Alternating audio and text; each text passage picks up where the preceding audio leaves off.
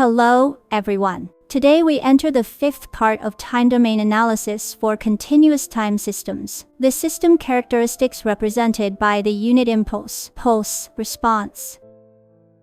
From our previous study, we have learned that in a continuous time, linear time invariant system, the unit impulse response h of t can represent the intrinsic characteristics of the system. Similarly, in a discrete time linear time invariant system, the unit pulse response h of k can represent the intrinsic characteristics of the system. Different systems have different impulse, pulse responses.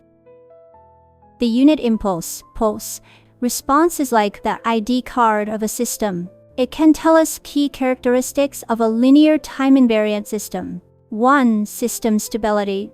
2. System causality. We will also introduce the unit impulse, pulse, responses of cascade systems and parallel systems. First, let us study how to determine system stability. Definition of a stable system. If for any bounded input the system's output is also bounded, the system is called stable. For a continuous time, linear time invariant system, the necessary and sufficient condition for stability is the integral of the absolute value of the unit impulse response h of t from -infinity to +infinity is finite. Similarly, for a discrete time linear time invariant system, the necessary and sufficient condition for stability is the sum of the absolute values of a unit pulse response h of k is finite.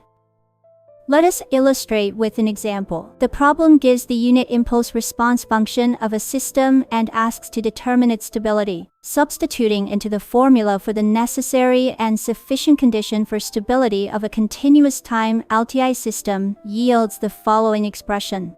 When a less than 0, the result of the integral is finite and the system is stable. When a greater than or equal to 0, the result of the integral is infinite, which does not satisfy the necessary and sufficient condition for stability of a continuous time LTI system, and the system is unstable.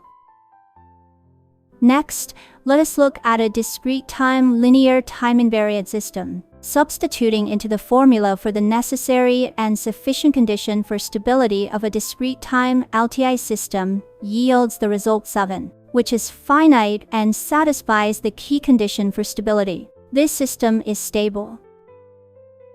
Second, determining system causality. A causal system is one in which the output at time t0 depends only on the input at time t0 and earlier. That is, the system's output cannot precede its input.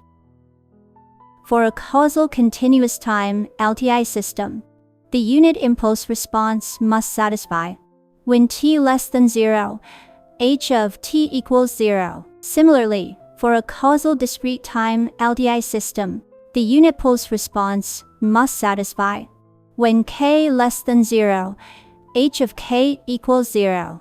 In other words, for a causal system, the impulse, pulse, response must be 0 before the impulse, pulse signal occurs. Let us illustrate with an example. The problem gives the input-output relationship of a system. If we change the system's input to a delta function, the output is the system's unit pulse response.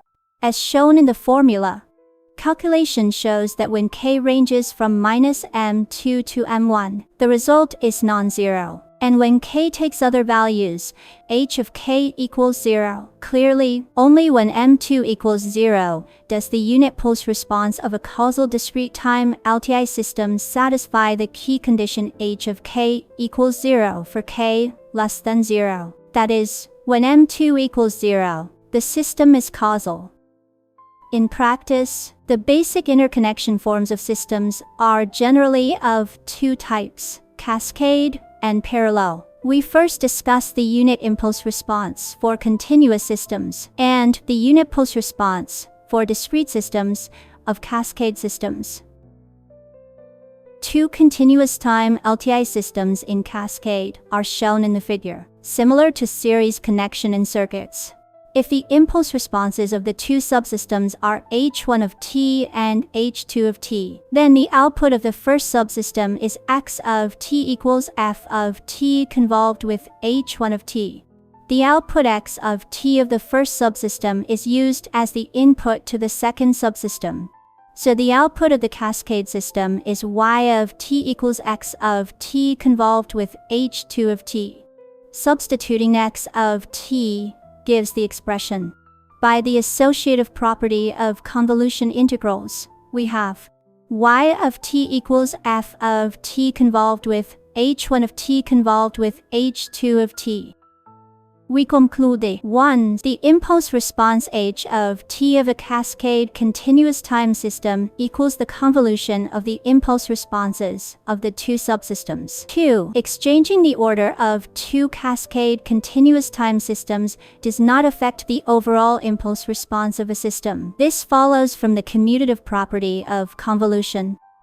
For two discrete time systems in cascade, the same conclusion holds, except that the continuous time variable t is replaced by the discrete variable k. Finally, we discuss the unit impulse response for continuous systems and the unit pulse response for discrete systems of parallel systems. Two continuous time LTI systems in parallel are shown in the figure. If the impulse responses of the two subsystems are h1 of t and h2 of t, then the outputs through the two subsystems are y1 of t equals f of t convolved with h1 of t, y2 of t equals f of t convolved with h2 of t. The total output of the parallel system is the sum of the outputs of the two subsystems, which gives the following expression. Applying the distributive property of convolution integrals, we obtain y of t equals f of t convolved with h1 of t plus h2 of t. We conclude the impulse response of a parallel system equals the sum of the impulse responses of the two subsystems. For two discrete time systems in parallel, the same conclusion holds. H of k equals h1 of k plus h2 of k. Let us illustrate with an example. This example is for a continuous time LTI system. From the figure, we see that subsystems h1 of t and h2 of t are in cascade, and branch h3 of t is in parallel with the cascade branch of h1 of t and h2 of t. Therefore, the overall unit impulse response h of t equals h1 of t convolved with h2 of t plus h3 of t. Substitute and use the properties of convolution integrals to obtain the result. Next, let's look at a discrete time LTI system. In the diagram, there is a wire, which is an all-pass branch. An all-pass branch is one whose output equals its input, satisfying the given expression. For an all-pass branch, the unit pulse response of the discrete system is the unit pulse sequence delta of k, not the constant one. Subsystems h2 of k and h3 of k are in cascade. Branch h1 of k, the all-pass branch, and the cascade branch of h2 of k and h3 of k are in parallel. This combination is then in cascade with h4 of k. Therefore, h of k equals h1 of k plus delta of k plus h2 of k convolved with h3 of k convolved with h4 of k. Substitute to obtain the result. Finally, let us summarize today's lesson. Through the unit impulse response h of t for continuous time LTI systems, and the unit pulse response h of k for discrete time LTI systems, we can represent the time domain characteristics of a system. From the unit impulse response or unit pulse response, we can determine the stability and causality of a system. We have also given the formulas for calculating the unit impulse response for continuous time LTI systems, and the unit pulse response for discrete time LTI systems of cascade and parallel systems. Finally, please complete the following exercises to consolidate the content of this lesson.